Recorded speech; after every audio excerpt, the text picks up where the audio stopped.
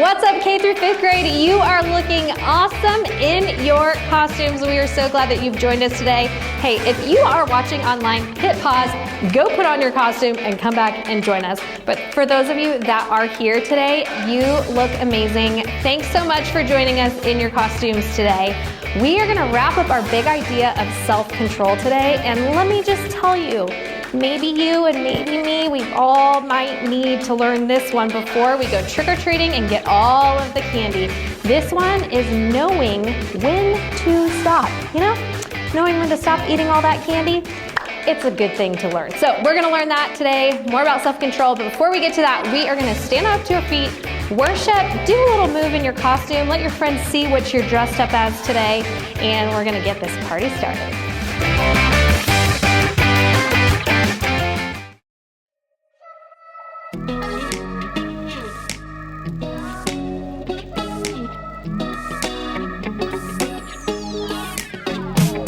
Whenever I'm in need and I'm looking for help, God, you're always there for me. Wherever you lead me, I can follow you. God, you're always there for me. Oh, God, you're always there for me. Help me believe you know what's best for me. I feel it in my soul when you are in control. I got one life to live and I wanna live it your way. Oh yeah, I do what I should do when you help me choose. I got one life to live and I wanna live it your way. Oh yeah, I got one life to live and I wanna live it your way. Oh yeah, one life to live and I wanna live it your way. Whenever I'm lost and I don't know where to turn, God, you're always there for me. Wherever I go, you're always by my side. God, you're always there for me. Oh, God, you're always there for me. Yes, you are. So help me believe you know what's best for me. In my soul, when you are in control, I got one life to live and I wanna live it your way.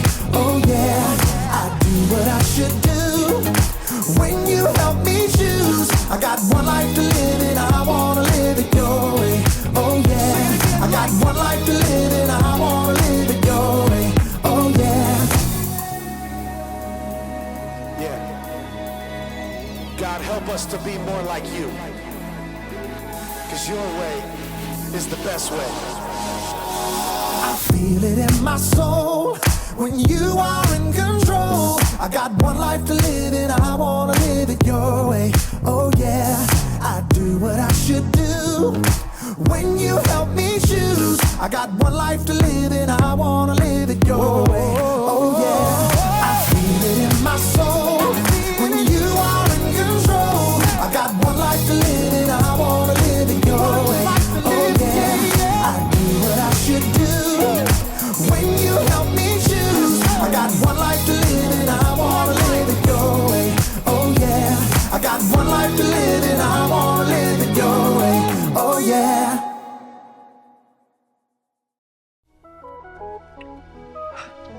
Hey there! Welcome to the Story Lab. This week we're taking a look at a story that's pretty sweet.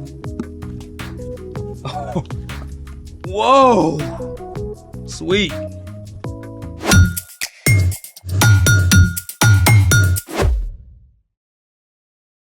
Hey, I'm Carter. And I'm Zeke. This month we're talking about how we can trust God to help us do what's best.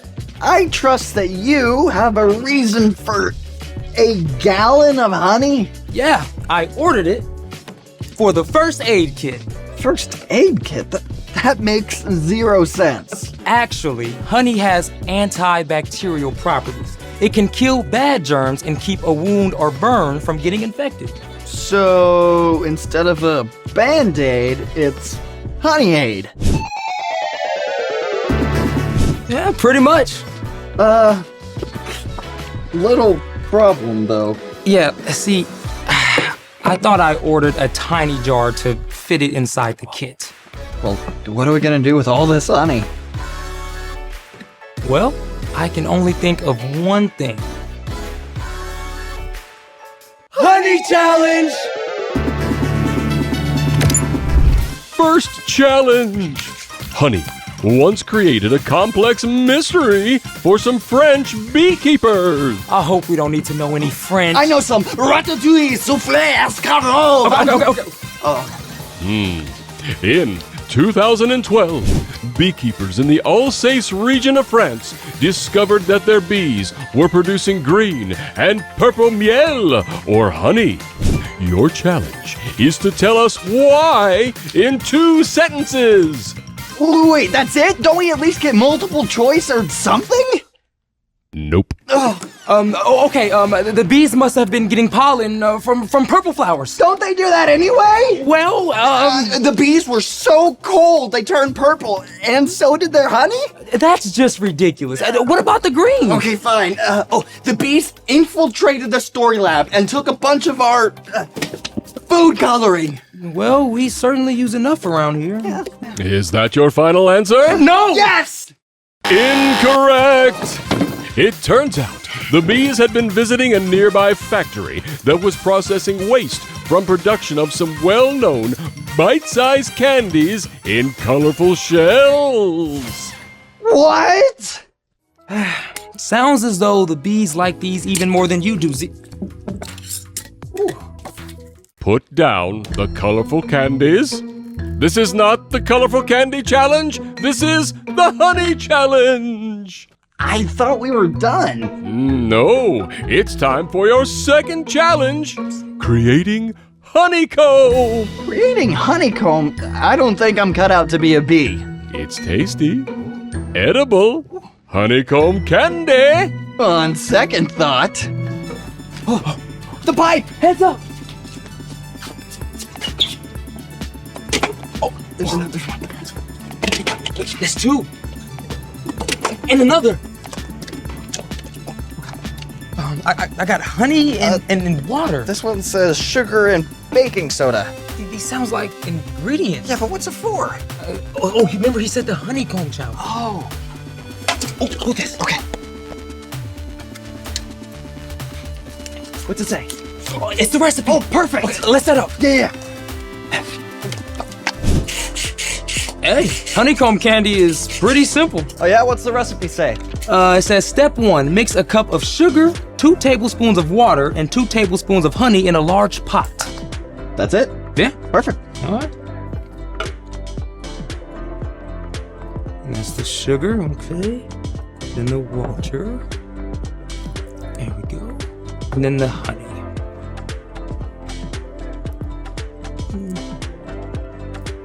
Now you stir it. Oh, perfect.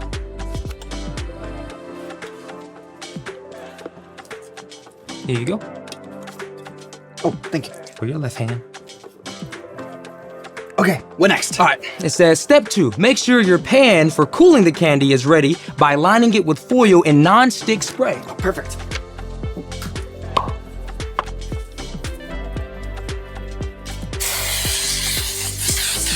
Step 3, get a grown-up to help you heat up the mixture. It needs to reach exactly 300 degrees.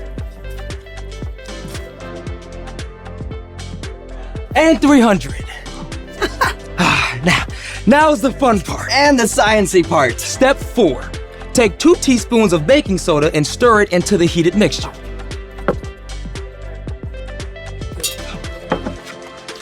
When added to the hot mixture, the baking soda releases a gas that gets trapped in the caramelized honey and sugar. This produces air pockets, just like real honeycomb. Now I see why we needed a large pot. You got the pan ready? Yes.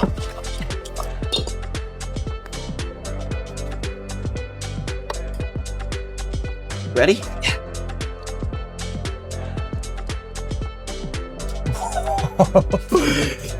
Okay. Great. When can we eat? In a couple of minutes. But while we wait, it's time for... The story before the story. Today we're in the book of Proverbs, which is a collection of wise sayings, many from King Solomon. Solomon became king at a very young age. He was worried about leading an entire nation with so little experience. One night, God spoke in a dream and told Solomon that he could have any gift he wanted. Solomon could have asked for money or power. But instead, Solomon asked God for wisdom so he could be the best leader for his people. God listened and honored Solomon by making him the wisest man on earth.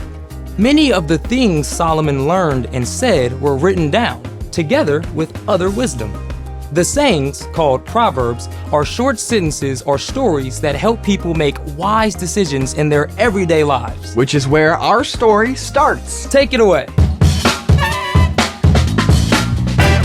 Hey everyone, I'm Brian, and I love Proverbs for a lot of reasons. Most of them are super short and to the point, and some of them are pretty awesome word pictures. Take today's verse from Proverbs 25:16. If you find honey, eat just enough. If you eat too much of it, you will throw up. In Solomon's time, people didn't have much sugar of any kind, so finding wild honey was a big deal. It was probably tempting to just eat the whole thing. Most of us really like sweet things too.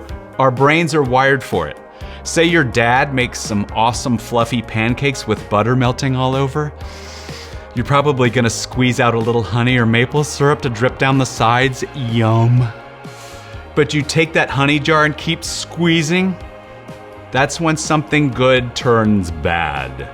We all know what's gonna happen if you eat that entire plate of pancakes with a whole jar of honey, right? Ugh.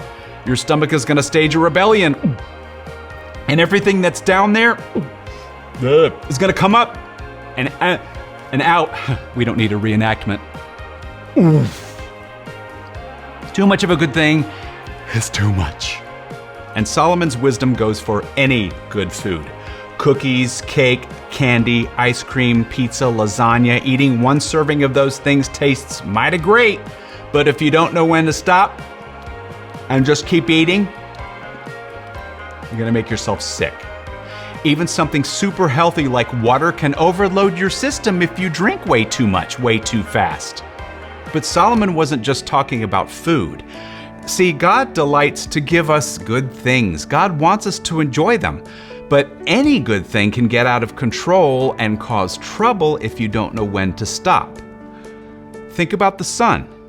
One of my favorite things in the world is time at the pool or the beach. The water, the bright sunshine, maybe sand castles. But if you stay out too long, especially without reapplying sunscreen, your skin may be pretty painful the next day. Or maybe your thing is video games. When you're playing your favorite game, you feel like you're on top of the world. Yeah, you just can't wait to beat the next level. Boop, boop, boop, boop, boop, and the next one after that. Boop, boop, boop, boop, boop, boop. But if you don't take breaks and spend some time in the real world, you're gonna feel grumpy and jumpy and even end up with eye strain or a headache. It could even be something as simple as riding your bike.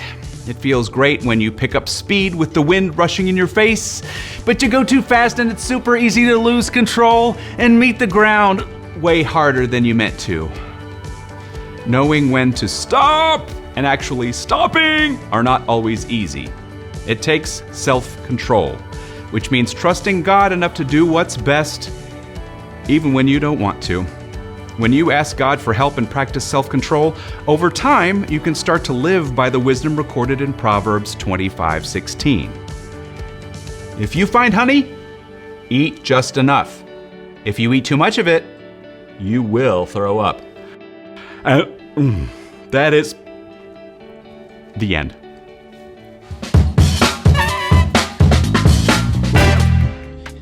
I'm suddenly craving pizza. And ice cream and chocolate chip cookies. Well, tasty treats are okay in moderation. It's all about knowing when to stop. So, what's our part in the story?